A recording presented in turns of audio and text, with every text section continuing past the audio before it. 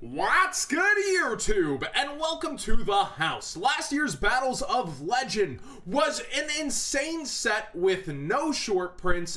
Everybody got everything. It's like Chuck E. Cheese's. You're a winner. You're a winner. Everybody's walking away with something. That's not the case this year, and we're about to get into some very, very interesting case ratios for you guys. But I want to give some exposition here, why there's such a difference. We have 20 secret rares last year, and they didn't short print anything, meaning one box, for the most part, unless you were unlucky, got you the whole set. Almost everybody showed off when they opened a box, they'd get a set. Some people wouldn't pull like an Omega or a Crystal Wing, and they'd go, wah! But overall, everyone was posting everything that they got out of a single box, and it would be the whole set. That was really awesome. This year, that can't happen at all because there's 40 secret rares, meaning that between 24 packs and only one secret per pack, that was impossible. It wasn't going to be happening this year. But on top of that, they have decided to short print some cards. Now, all this information is Euro print, and it comes from 5 cases over from Northern Card Gaming, but I can also confirm from other sources that did way, way more cases that this is pretty accurate. Let's stare at that number. 2 per case on Golden Castle of Stromberg. One of the most anticipated cards of this set.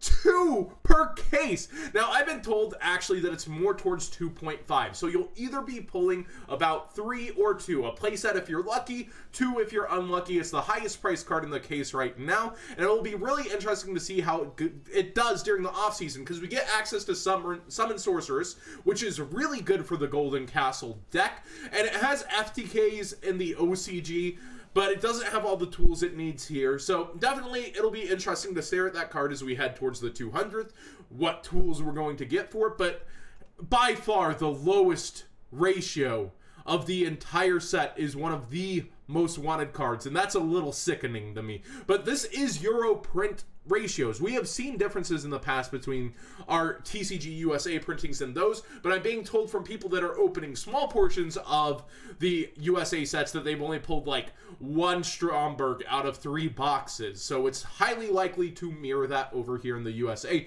But I can confirm for almost all Euro print packs, looking at these, yeah, it's gonna be pretty much that. Now, it's looking like almost 2 of each ultra rare for box unless an ultra rare is short printed. And we're looking at about, on average, 2 to 3 play sets per case of a lot of the secret rares, depending on what secret rare it is as well. So there's going to be a flood of a lot of these cards. And let's start with the spell cards over here. We see 7 Brilliant Fusions per case, a little less than the others. We see 9 Cyber Emergency. We see 9 Dragonic Diagram. So Dragonic Diagram, it's gonna also be in the Megatons. It's not something I would be necessarily looking to pick up from this case, unless you have like the need to play it for the 200th. 22 Foolish Burial Goods. 11 times as much as Castle of Stromberg, because Konami really knows what you guys want. Whew! Oh boy! 22 Duelist Alliance also. I'm not the most mad to see that get another holographic rarity. It's not the worst. We see 9 Glass Slippers, so they're really pushing, it seems, the Stromberg archetype in terms of being harder to get out of the set, out of an entire case. And the Golden Castle is going to be by far the chase card looking at this. So Yu-Gi-Oh! Singles definitely was on the money, putting it up towards 30, but where will it realistically go? It's not a Psy-Frame Lord Omega, but it is a whole archetype in its own deck that people are going to want to try out. Litmus Doom Ritual, you're going to see about 22 of those per case, alright. 7 Monster Reborn, 7 Living Fossils, 12 Pre-Preps. Looks like some of these secrets might be around 4. Alright. Like 4, okay, that makes sense. We got trap cards like Altergeist Manifestation. We've got Bottomless 21. Really, really big on the traps here. That it's pretty crazy in my opinion. We got 7 fog blades though, so not a whole lot of those coming out of the whole case, about 2 play sets. So not really choking us out. Let's head on over to the Monstacados and see what's going on. 18 of those fixed Hextias for you guys. Only 8 Borrelguard Dragons, 5 Flash Charge Dragons, 20 Gaia Sabers, 11 Imducks, and 7 Gumbler Dragons. Average per case. Alright, those are interesting. 5 Flash Charge Dragon. Why? I'm not mad that that's, you know, shorter than Topologic or Borrelguard, but why? But why though? Naruto, 19 of them per case. That's kind of cool. Dreadnought, that was one that a lot of people were excited to see. Only 4 out of an entire case. Ooh. And only 2 Bamboozling Gossip Shadow per case. Oh, man. Alright, that's a little rough. Why is Baguska in here? He was set for last... Why would you put Baguska in here? Just saying, over Mannequin Cat. Why? Why does it need it? What are you doing? Wasted slots, boys. That nice Crystron Quandex y'all are looking for, 7 per case. 23 TG Wonder Magicians. So everybody's going to have Wonder Magician. It's just balling out here. 10 Alkahist, 11 Edaton, 10 Mithrilium, 10 Shura. Alright, it seems like there's like different ratios that are more consistent among the fusions than the Lynx and the Xyz. Like, that's kind of interesting. It makes you think about how they cut up the sheets and where they put the cards that maybe cause those to be a little more. We got Card Trooper, Cyber Dragon. Card Trooper's actually kind of short. I'm going to try to get them cheap for Troop Dupe format for myself. The Cyber Dragon stuff being relatively easy to get isn't a surprise since they're going to be printing a ton more of that in the future. So I see why they did that. 8 Ixchel per case kind of fits with the secret rare ratio as a whole. It's shorter, but not too short. It's not anything crazy short. It just seems like there's 2 levels of secret rares here.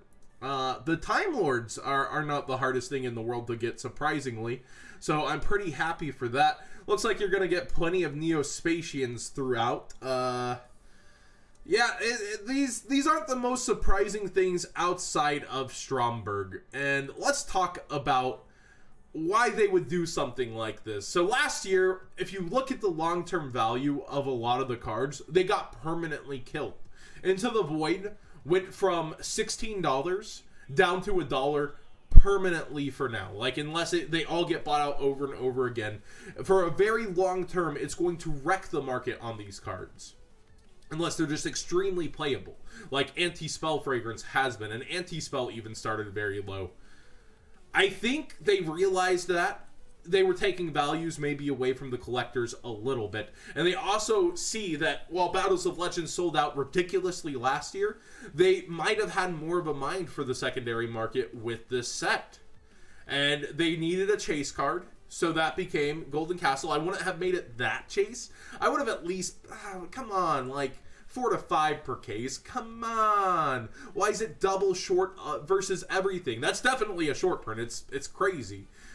I would at least guarantee a playset per case if I were running the show. But again, they knew, I think they needed a chase card for this set. So they went with Golden Castle.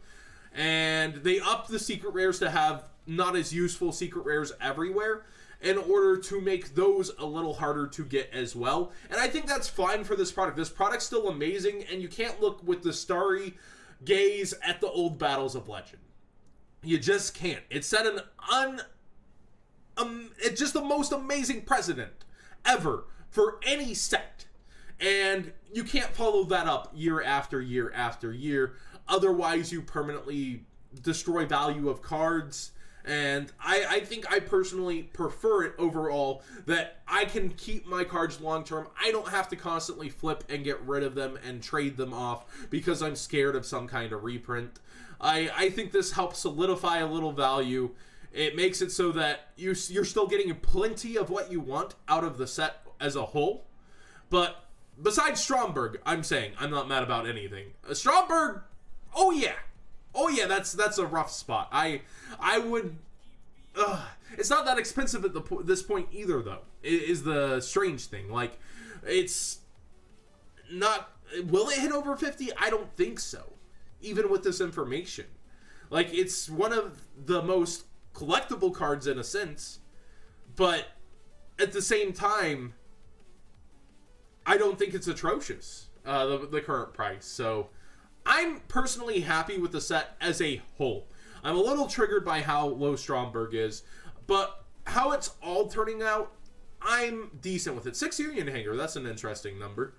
But yeah, these guys open 5 cases. Almost all these ratios are pretty spot on. Like I said, there's some minute differences once you do a much bigger opening, such as it's an average of 2.5 on Stromberg. It's not quite as low as 2, but overall these are pretty accurate, and I figured the best representation to be able to show you guys on screen was thanks to them and how they put it together. And NCG has given me a lot of meta content and deck profiles over the time, so I also wanted to kind of shout out their store. But what do you guys think of this? I'm going to pass it on to you. What do you guys think of how this turned out? Personally, I'm okay with it, and I still think it's an amazing set, but at the same time, the castle leaves a bad taste in my mouth, but besides that, I'm super happy, and I think it's an amazing set. What do you guys think?